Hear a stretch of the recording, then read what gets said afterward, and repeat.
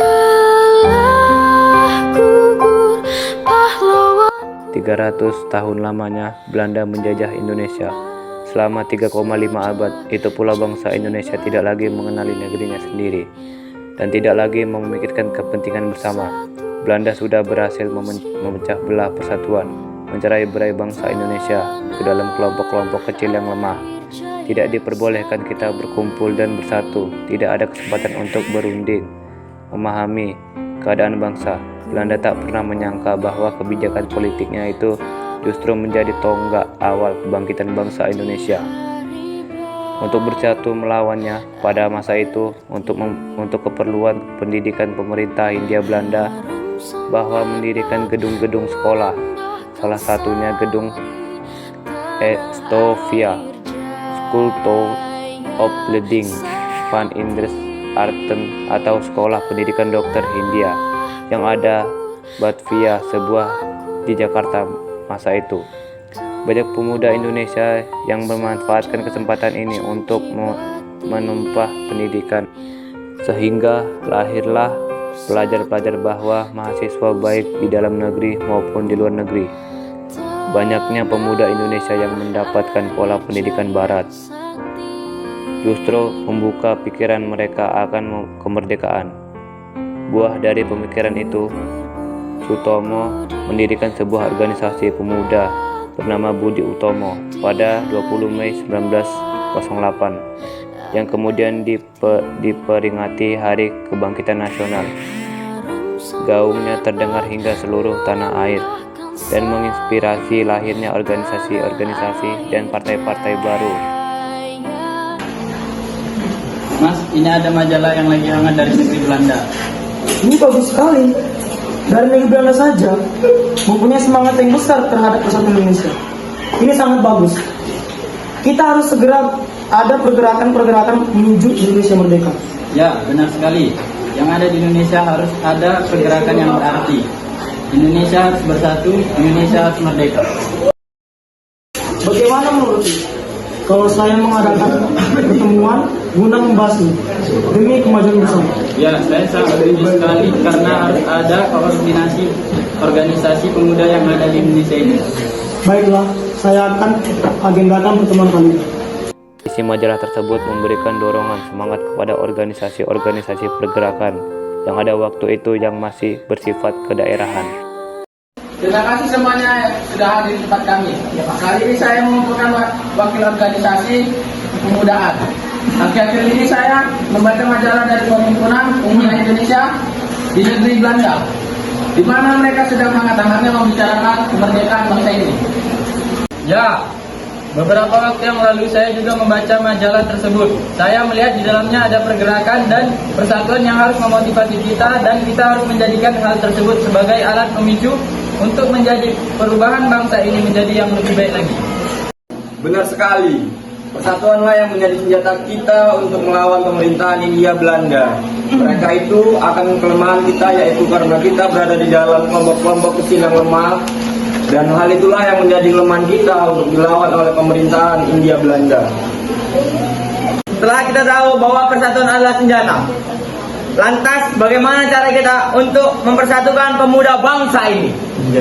Menurut saya, karena yang ada dalam pertemuan kali ini adalah organisasi-organisasi pemuda yang ada dan merupakan organisasi yang masih bersifat kedaerahan. Maka kita harus menyamakan visi dan misi untuk mencapai tujuan bersama. Menurut saya ini adalah langkah awal yang harus kita lakukan. Sebelum pertemuan kali ini, saya sudah memikirkan akan hal ini. Yang harus kita lakukan adalah kongres pemuda, di mana nantinya kita akan menjadikan satu cita-cita bangsa dalam satu wadah keorganisasian kepemudaan. Iya, saya sangat setuju. Oleh karena itu, kita perlu membentuk panitia guna mempersiapkan segala sesuatu tentang kongres pemuda. Betul, kita harus membuat panitianya terlebih dahulu. Mari kita membuat panitianya. Panitia, harus ada beberapa susunan, yaitu ketua panitia, wakil panitia, sekretaris, bendahara, dan pembantu panitia. Susunan panitia saya sesuai dengan peserta yang hadir kali ini. Ini usulan dari saya. alangkah lebih baik jika ketua panitia adalah saudara Muhammad Tabarani. Dikarenakan saudara Tabarani adalah orang pertama yang mengucap Kongres Sumpah Pemuda ini. Setuju, saya usul saudara Sumarto untuk menjadi wakil ketua panitia. Dan saya siap untuk menjadi pembantu panitia. Jikalau demikian, saya siap menjadi wakil ketua panitia ini. Dan saya meminta untuk mempersingkat waktu. Saudara-saudara mengajukan diri. Ya, benar sekali. Saya siap menjadi bendahara. Otomatis saudara-saudara di sini yang belum disebut masuk ke dalam panitia pembantu. Siap? Siap! Alhamdulillah. Terima kasih saudara-saudara telah memberikan tanggung jawab ini kepada saya. Saya mohon kerjasamanya, rasa cukup untuk pertemuan kali ini.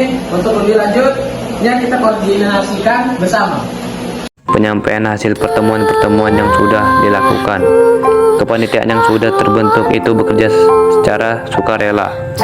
Selama berbulan-bulan mereka bekerja keras untuk suksesnya kongres yang mempunyai tujuan sangat mulia. Tujuan kongres adalah menggugah semangat kerja sama antar organisasi pemuda di tanah air untuk meledakkan dasar persatuan Indonesia. Berkat kerja keras mereka pada awal tahun 1926 telah berhasil disusun acara kegiatan dan jadwal kegiatan yang ditempatkan. Hasil rapat koordinasi pemuda pertama. Kongres pemuda pertama akan dilaksanakan pada tanggal 30 April 1926 dan berakhir pada tanggal 2 Mei 1926. Acara pokok yang direncanakan dalam kongres ini adalah ceramah. Mereka yang akan tampil sebagai pembaca adalah Sumarto, Bahdir Jahan, M. Yamin, Paul Pinantoan, Jak Sodipuro, dan Nonas Piet Adam. Adapun pokok materi yang akan diceramahkan meliputi masalah persatuan bangsa Indonesia, kedudukan dan peranan wanita, dan peranan agama dalam gerakan persatuan bangsa Indonesia. Itu yang dapat saya sampaikan. Ada yang kurang dalam penyampaiannya? Saya menambahkan ceramah diikuti dengan pandangan ini dan setiap peserta diberikan hak dalam menyampaikan pendapat. Bulasan ulasan dan pernyataan. Terima kasih atas tambahannya. Saya rasa cukup sekian pertemuan kali ini. Semoga apa yang kita rencanakan bisa terlaksanakan dengan baik. Hadirin sekalian, izinkan saya menyampaikan yang sudah saya susun, yaitu yang pertama, kami putra dan putri Indonesia mengaku darah yang satu tanah Indonesia. Kedua, kami putra dan putri Indonesia mengaku berbangsa yang satu, bangsa Indonesia. Ketiga, kami putra dan putri Indonesia menjunjung tinggi bahasa persatuan, bahasa Melayu. Saya setuju dengan usulan Anda untuk bait pertama dan bait kedua. Namun untuk bait ketiga saya kurang setuju. Di bait pertama dan kedua sudah menggunakan istilah Indonesia. Kenapa di bait ketiga tidak digunakan yang sama? Sebaiknya bait ketiga berbunyi: ketiga, kami putra dan putri Indonesia menjunjung tinggi bahasa persatuan bangsa Indonesia.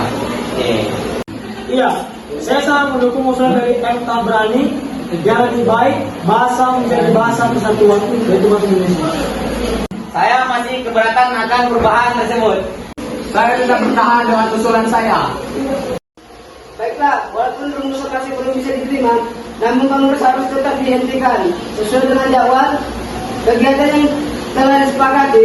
Sampai jumpa dengan dalam kongres yang akan datang. Merdeka! Merdeka! Merdeka! Merdeka!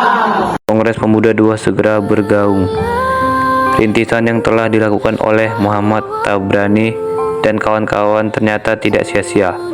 Sebab gagasan itu menyelenggarakan Kongres Pemuda Indonesia yang kedua segera bergaung. Baiklah kawan-kawan, sudah saya pikirkan dan saya sudah putuskan. Saya ingin mengadakan Kongres Pemuda kedua untuk melanjutkan visi Kongres Pemuda pertama kemarin yang belum tercapai.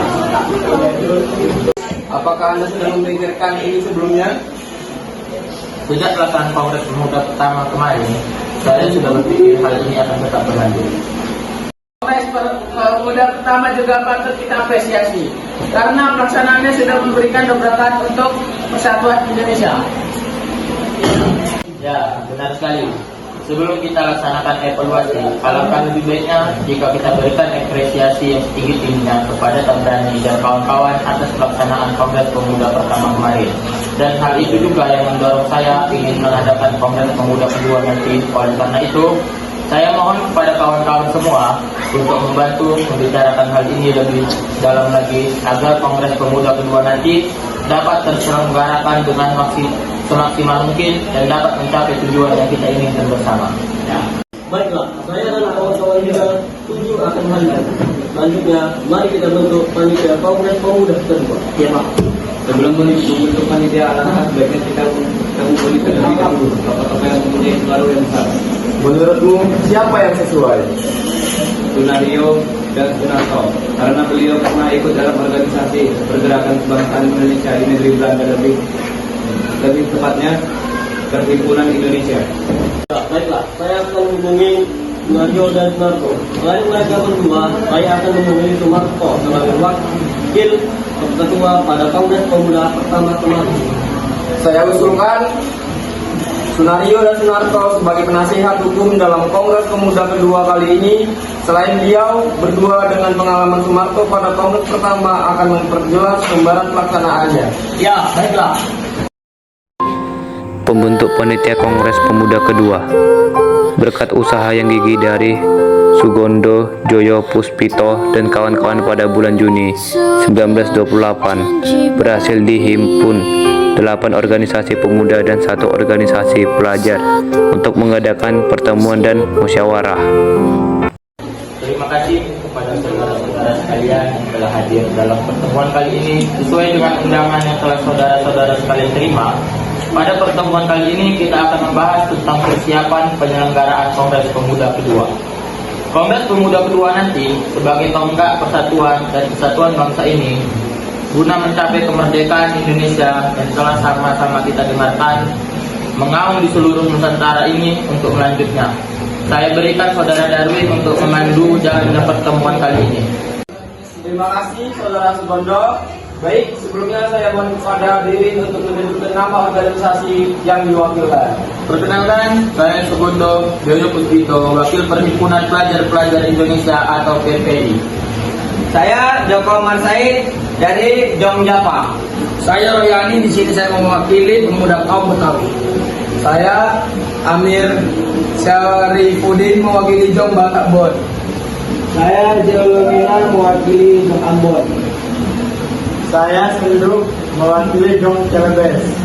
Saya Koljuk Sukono mewakili Organisasi Pemuda Indonesia.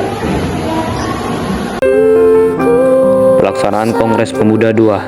Setelah melalui rapat-rapat lanjutan, akhirnya diputuskan bahwa Kongres Pemuda kedua akan diselenggarakan pada tanggal 27 dan 28 Oktober 1928.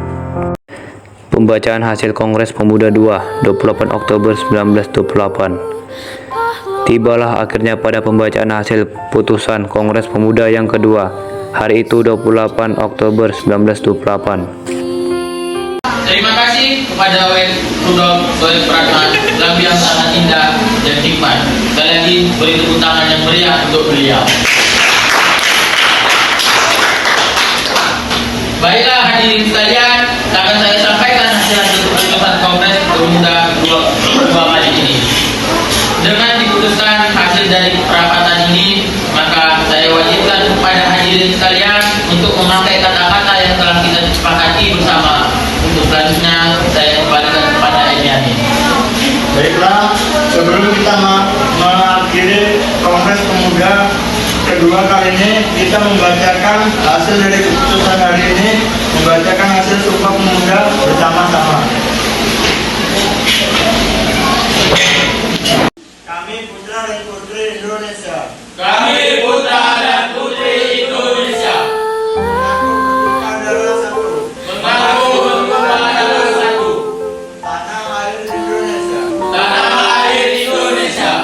Kami putra dan putri Indonesia. Kami putra dan putri Indonesia. Mengaku berbangsa satu, bangsa Indonesia.